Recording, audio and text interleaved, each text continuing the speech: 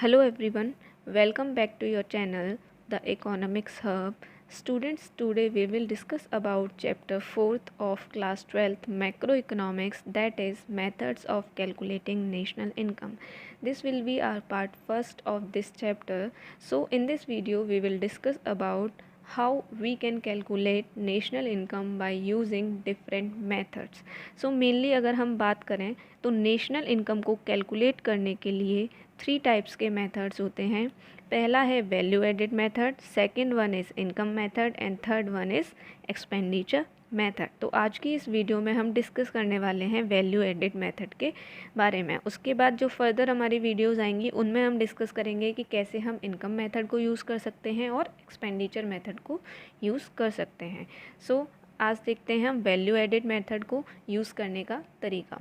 तो value added method की अगर हम बात करें तो वैल्यू एडेड मेथड को क्या बोला जाता है? प्रोडक्ट मेथड, यानी वैल्यू एडेड मेथड को हम प्रोडक्ट मेथड भी बोल सकते हैं। तो अगर कभी भी आपसे ये पूछा जाए कि प्रोडक्ट मेथड को यूज़ करके आपको नेशनल इनकम काउंट करनी है तो आप समझ जाएंगे कि हमें कौन सा मेथड यूज़ करना है, वैल्यू एडेड मेथड। तो वैल्यू एडेड मेथड होता क्या है? This method measures national income in terms of value addition by each producing enterprises in the economy during an accounting year। यानी वैल्यू एडेड मेथड को से national income को हम कैसे कैलकुलेट करते हैं? हम ये देखते हैं कि हमारे पूरी इकोनॉमी में कितनी वैल्यू एडिशन हुआ है प्रोडक्ट्स में या गुड्स एंड सर्विसेज में, यानी कितनी न्यू प्रोडक्ट्स या गुड्स एंड सर्विसेज बनी हैं, उनका जो बनने का जो वैल्यू एडिशन है वो कितना हुआ है, वो हमारा कहलाता है वैल्यू एडिशन। ठीक है, जैसे कि मान लीजिए हमारे एक अकाउंटिंग ईयर में 2020 में क्या होता है, 1 करोड़ की new goods and services produce हुई हैं, यानी हम कह सकते हैं कि ये 1 करोड़ का वैल्यू एडिशन हुआ है हमारे इकोनॉमी में। तो इसी को हम बोलते हैं वैल्यू एडेड मेथड। तो हम यहाँ पे मेनली किस चीज़ पे फोकस करते हैं? प्रोडक्शन, जिसको कि हम बोल देते हैं वैल्यू एडिशन। ठीक है, सो अब हमारा जो वैल्यू एडेड मेथड है इसको हम इंडस्ट्रियल मेथड भी कहते हैं, इंडस्ट्रियल ओरिजिन मेथड और नेट आउटपुट मेथड, क्योंकि हम यहाँ पे मेनली किसके बारे में बात करेंगे? आउटपुट के बारे में, प्रोडक्शन के बारे में, कि किस तरीके से हमने कितना आउटपुट की वैल्यूज़ में एडिशन किया है। ठीक है, अब हमने एक और बात करी कि जितनी भी एंटरप्राइजेज़ होती हैं पूरी इकोनॉमी में, यानी जितने भी आप बोल सकते हो सेक्टर्स होते हैं, उन सारे सेक्टर्स से जितने भी आउटपुट्स प्रोड्यूस हुए हैं, जितने भी आउटपुट्स में वैल्यू एडिशन हुआ है, वो सारा इसमें इंक्लूडेड हो जाता है। तो हमारी इकोनॉमी में मेनली 3 टाइप के सेक्टर्स होते हैं, प्राइमरी प्लस सेकेंडरी प्लस टर्जरी। तो हमारे तीनों टाइप के ये जो सेक्टर्स हैं, इन तीनों सेक्टर्स में जितनी भी वैल्यू एडिशन हुआ है, यानी जितने भी आउटपुट का प्रोडक्शन हुआ है, वो सारा आ जाता है वैल्यू एडेड मेथड के अंदर। ठीक है, so estimation of the contribution of all producing enterprises to production in the domestic territory of a country during the year is equal to the market value of GDP called GDP MP. यानी किसी भी country के economic year में जितना भी हमारा production हुआ है, एंटरप्राइजेज जो भी हैं हमारी, उन्होंने जितना भी प्रोडक्शन किया है, उस प्रोडक्शन को हम क्या बोलते हैं? GDP, gross domestic production. किस पे? मार्केट वैल्यू पे। तो इसीलिए हम क्या बोलते हैं इसको? GDP MP. तो यानी हमें क्या ध्यान में रखना है कि वैल्यू एडेड मेथड में हमारे पास क्या होता है? जीडीपी एमपी होती है, यानी जितना भी हमने वैल्यू एडिशन किया गुड्स एंड सर्विसेज में, वो हमारा क्या कहलाता है? जीडीपी एमपी कहलाता है। अब हमको क्या करना है? जीडीपी एमपी से हमको क्या कैलकुलेट करना है? एनएनपीएफसी। एनएनपीएफसी जिसको कि क्या बोला जाता है? नेशनल इनकम बोला जाता है। यानी हमें जीडीपी एमपी से कन्वर्जन करना है एनएनपीएफसी में। और आपने लास्ट चैप्टर में बहुत अच्छे से इस चीज़ को देख लिया है कि हम एक वेरिएबल से दूसरे वेरिएबल को कन्वर्ट कर सकते हैं। तो हम इसी कन्वर्ज़न के थ्रू नेशनल इनकम को काउंट कर पाएंगे आगे। तो ये था हमारा कि हमें क्या करना है? जीडीपी एमपी जो कि हमारा वैल्यू एडेड में निकलता है, उसको कन्वर्ट करना है एनएनपीएफसी में, जिसको कि हम बोलते हैं national income. NNPFC equal to net national product at factor cost. उसके बाद अब हम देखते हैं कि ये जो वैल्यू एडेड है वो होता क्या है। तो value added is the difference between value of output of an enterprise and the value of its intermediate consumption, यानी किसी भी गुड्स एंड सर्विसेज का जो इंटरमीडिएट कंजप्शन है उसका और जो वैल्यू है आउटपुट की उसका जो डिफरेंस होता है उसको हम बोलते हैं वैल्यू एडेड। जैसे मान लीजिए कोई चीज़ है, आपने 100 रुपीज़ की ख़रीदी, अब उसमें आपने कुछ फर्दर प्रोडक्शन किया और मार्केट में फिर उसको आपने 200 रुपीज़ में सेल कर दिया। तो आपने क्या किया था, 100 रुपीज़ में ख़रीदा, यानी जो 100 रुपीज़ है वो क्या हो गया, इंटरमीडिएट कंजप्शन। अब उसमें आपने क्या किया, एडिशन किया, उसकी वैल्यू को कितना बढ़ाया, कितना ऐड किया, 100 रुपीज़ और ऐड किया, तभी तो 200 की सेल करी। तो जितनी वैल्यू आपने ऐड करी, जो 100 रुपीज़ की वैल्यू ऐड करी, उस चीज़ को हम बोलते हैं वैल्यू एडेड, यानी जितनी वैल्यू आपने ऐड करी। ठीक है, तो वैल्यू एडेड का फॉर्मूला क्या होता है, value of output minus intermediate goods. जैसे मान लो आपने क्या करा, कोई आउटपुट प्रोड्यूस की, कोई भी गुड्स एंड सर्विसेज प्रोड्यूस की जिनकी वैल्यू कितनी है, 500 रुपीज़ है, यानी 500 रुपीज़ का मान लीजिए आपने एक रिमोट जो है वो प्रोड्यूस किया। ठीक है, उस रिमोट को जब आपने बेचा तो वो 500 रुपीज़ का है। अब जब आपने इसके लिए रॉ मटेरियल वगैरह यूज़ किया, तो रॉ मटेरियल वगैरह यूज़ करके, यानी जो रॉ मटेरियल था या जितनी भी इसकी कॉस्ट थी वो थी मान लो 300 रुपीज़ की।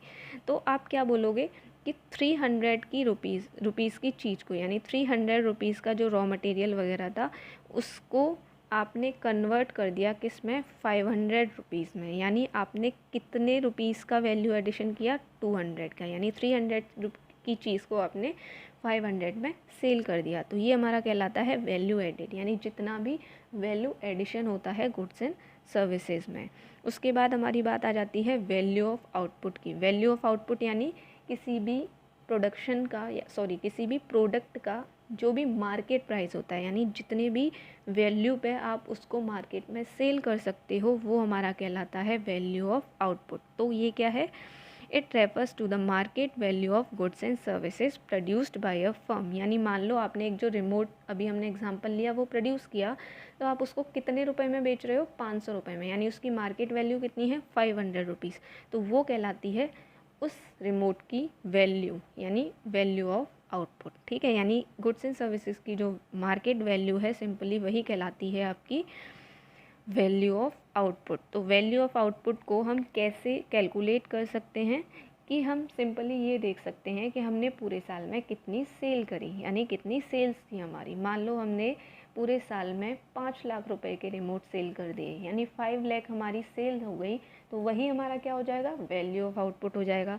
लेकिन इसके लिए आपको एक चीज़ ध्यान में रखनी है कि आपने जितना भी प्रोडक्शन किया, यानी मान लो आपने जितने भी रिमोट का प्रोडक्शन किया था या जितना भी आपने आउटपुट किया था वो सब सेल हो गया, तो आपको ये वाला फॉर्मूला यूज़ करना है। और मान लो आपके कुछ जो प्रोडक्शन है वो अनसोल्ड रह गया, तो आपको फिर दूसरा फॉर्मूला यूज़ करना है। ठीक है, तो अगर आपकी जितनी भी आउटपुट आपने प्रोड्यूस करी वो सारी सेल हो जाती हैं, तो value of output equal to क्या हो जाता है, सेल्स हो जाता है। उसके बाद अगर मान लो कुछ आउटपुट जो हमने अभी बताया अगर अनसोल्ड रह जाता है, मान लो जैसे आपने 1000 रिमोट जो हैं प्रोड्यूस किए थे, उसमें से आपके केवल 800 रिमोट जो हैं वो सेल हुए और 200 अभी क्या हैं आपके पास स्टॉक में हैं, तो वो क्या होगा, अनसोल्ड होगा। तो इस केस में वैल्यू ऑफ आउटपुट क्या होगा, अगर हमारे 1000 रिमोट जो हैं वो सारे सेल हो चुके होते तो हम क्या करते, सिंपली जो सेल्स की वैल्यू थी उसको ही वैल्यू ऑफ आउटपुट मान लेते। लेकिन अभी हमने क्या बोला, 200 रिमोट हमारे अनसोल्ड हैं, तो हम क्या करेंगे, तो हम इन जो 200 जो भी रिमोट की वैल्यू है उसको हम फर्म की इन्वेंट्री स्टॉक में ऐड कर देंगे। ठीक है, इन्वेंट्री स्टॉक यानी जहाँ पे हमारे अनसोल्ड स्टॉक, रॉ मटेरियल, ये सारी चीज़ें रहती हैं।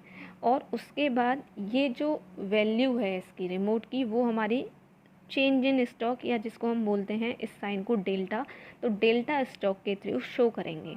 ठीक है, तो ऐसी सिचुएशन में वैल्यू ऑफ आउटपुट क्या होगा, ऐसी सिचुएशन में हमारा वैल्यू ऑफ आउटपुट होगा sum total of sales during the year and change in stock during the year, यानी आपने कितनी सेल करी उस साल में और आपके स्टॉक में कितना चेंज आया। ठीक है, तो इसका फॉर्मूला क्या हो जाएगा, value of output equal to sales plus stock if some output remains unsold during the year, यानी सिंपली आप पहले की तरह सेल को प्लस कर लोगे और जो भी अनसोल्ड स्टॉक, जैसे मान लो आपका 200 रिमोट का जो अनसोल्ड स्टॉक है उसको ऐड कर लोगे। तो इस तरीके से आपका क्या निकल के आ जाएगा, वैल्यू ऑफ आउटपुट। अब हम बात करते हैं चेंज इन स्टॉक, जो कि अभी हमने डेल्टा स्टॉक बताया था, वो क्या होता है। तो चेंजिंग स्टॉक को सिंपली कैलकुलेट करने का एक तरीका होता है कि आप क्या कर दें, क्लोजिंग स्टॉक में से माइनस कर दें क्या, ओपनिंग स्टॉक। ठीक है, ओपनिंग स्टॉक को माइनस कर दें। कैसे कि आप एक बात बताइए, हमने बोला कि जो 200 रिमोट्स हैं वो अनसोल्ड हैं, तो क्या जब फाइनेंशियल ईयर की ओपनिंग हुई होगी तब ये स्टॉक में ऐड हुए होंगे? नहीं हुए होंगे, क्योंकि हमने उस पूरे साल में जब प्रोडक्शन किया तो लास्ट में हमने ऐड किया। तो हम क्या करेंगे, ओपनिंग स्टॉक की जो वैल्यू है उसको माइनस कर देंगे अनसोल्ड क्लोजिंग स्टॉक से। अब हम देखते हैं हमारा अगला topic, intermediate consumption. Intermediate consumption क्या होता है, it refers to value of non factor inputs. यानी नॉन फैक्टर इनपुट्स क्या होती हैं, जो फैक्टर इनपुट्स के अलावा जो होती हैं। फैक्टर इनपुट्स क्या होती हैं हमारी, फैक्टर इनपुट्स हम ऑलरेडी कई बार डिस्कस कर चुके हैं। फैक्टर इनपुट्स में हमारी आ जाती हैं land, labour, capital and entrepreneurship. तो किसी भी प्रोडक्शन की प्रोसेस में हम जब भी प्रोडक्शन करते हैं तो ऐसा तो है नहीं केवल लैंड चाहिए, लेबर चाहिए, कैपिटल चाहिए और एंटरप्रेन्योरशिप, उसके अलावा हमें कुछ नहीं चाहिए, ऐसा तो नहीं होता। बहुत सारी चीज़ें जैसे डेली एक्सपेंसेस होते हैं और रॉ मटेरियल होता है और बहुत सारी ऐसी चीज़ें हैं जो हमें प्रोडक्शन की प्रोसेस में नीडेड होती हैं, तो वो हमारी कहलाती हैं फैक्टर इनपुट्स। ठीक है, तो नॉन फैक्टर इनपुट्स के अलावा जो भी चीज़ें होती हैं वो हमारी कहलाती हैं factor inputs. So it refers to the value of non factor inputs that are, जिसमें कि हमारी लैंड, लेबर, कैपिटल ये सब नहीं होंगी। तो इसमें सिंपली कौन सी चीज़ें आ जाती हैं, रॉ मटेरियल। तो ये जो रॉ मटेरियल की वैल्यू है, यानी नॉन फैक्टर इनपुट्स की जो वैल्यू है वो हमारी कहलाती है इंटरमीडिएट कंजप्शन। ठीक है, एक बार दोबारा सुन लीजिए, जो भी हमारी नॉन फैक्टर इनपुट्स की वैल्यू है जो कि फैक्टर इनपुट्स से अलग होती हैं, लैंड, लेबर, कैपिटल, एंटरप्रेन्योरशिप से अलग होती हैं, वो हमारी कहलाती हैं इंटरमीडिएट कंजप्शन, जिसका एक एग्जांपल है रॉ मटेरियल। यानी हम जब किसी भी चीज़ के प्रोडक्शन में रॉ मटेरियल यूज़ कर रहे हैं, किसी भी गुड्स एंड सर्विसेज के प्रोडक्शन में, तो वो हमारा क्या कहलाएगा, इंटरमीडिएट कंजप्शन कहलाएगा। उसके बाद एक इलस्ट्रेशन है जिसमें कि हम ये देखेंगे कि कैसे वैल्यू ऐड होती है डिफरेंट स्टेजेस ऑफ प्रोडक्शन पे। ठीक है, तो इसमें एक टेबल दे रखी है जिसमें हमने कई सारी चीज़ें दे रखी हैं, farmer, flour mill, baker and shopkeeper. तो इसको थोड़ा सा ध्यान से पढ़ना है। देखो, फार्मर है, उसने क्या किया,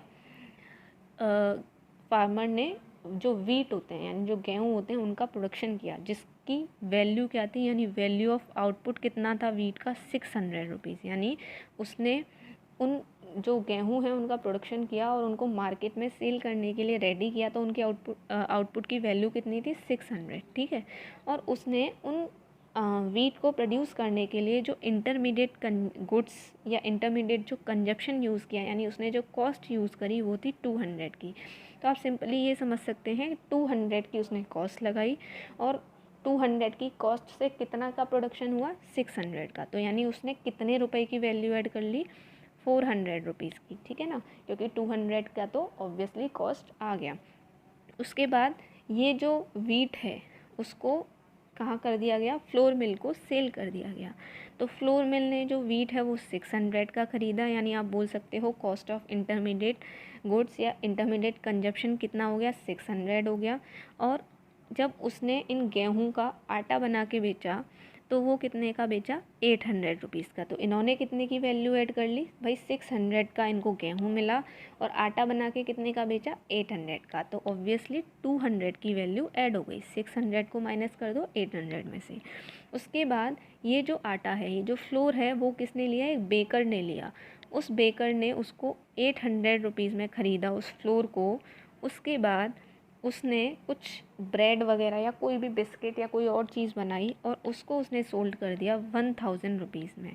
यानी 800 की चीज़ को कितने में बेचा, 1000 में। ठीक है, यानी उसने कितने रुपए की वैल्यू ऐड करी, 200 रुपीज़ की।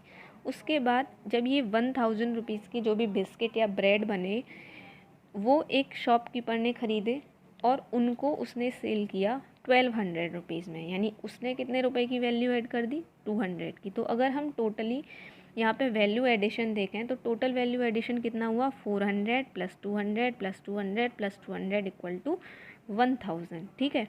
और इंटरमीडिएट कंजप्शन कितना था, 2600, और वैल्यू ऑफ आउटपुट कितनी थी, 3600। तो इसको और अच्छे से समझ सकते हैं हम आगे कि किस तरीके से वैल्यू का एडिशन किया जाता है। तो यहाँ पे दे रखा है कॉस्ट ऑफ इंटरमीडिएट कंजप्शन, जो कि हमारा किस में था, फार्मर वाले केस में 200 था, ठीक है। यानी अब ये जो इंटरमीडिएट कंजप्शन या जो कॉस्ट लगी है वो किस किस चीज़ में लगी होगी, जितनी भी उसने इनपुट्स लगाई होंगी, जैसे कि उसने सीड्स यानी ऑब्वियसली गेहूँ उगाने के लिए बीज का यूज़ किया होगा, फर्टिलाइज़र्स का, इरिगेशन यानी पानी वगैरह लगाया होगा, तो इसकी वैल्यू कितनी थी, 200। और जब 200 का उसने कॉस्ट लगाई या जो इंटरमीडिएट कंजप्शन किया तो उसको 600 रुपीज़ के गेहूँ मिल गए, यानी 600 रुपीज़ के गेहूँ उसने सेल कर दिए। तो यानी उसने कितना वैल्यू एडिशन किया, 400 रुपीज़ का, जो कि हम ऑलरेडी डिस्कस कर चुके हैं। उसके बाद फ्लोर मिल ने वो वीट बाय कर लिए, ख़रीद लिए 600 रुपीज़ में, फिर उसका फ्लोर बना के आटा बना के भेजा 800 रुपीज़ में। तो इसने कितने रुपए का वैल्यू एडिशन किया, 200 रुपीज़ का। उसके बाद उस बेकर ने क्या करा, 800 रुपीज़ में गेहूँ खरीदे, सॉरी आटा ख़रीदा, और उसकी ब्रेड बनाई और उनको कितने रुपए में बेचा, 1000 रुपये में, ठीक है।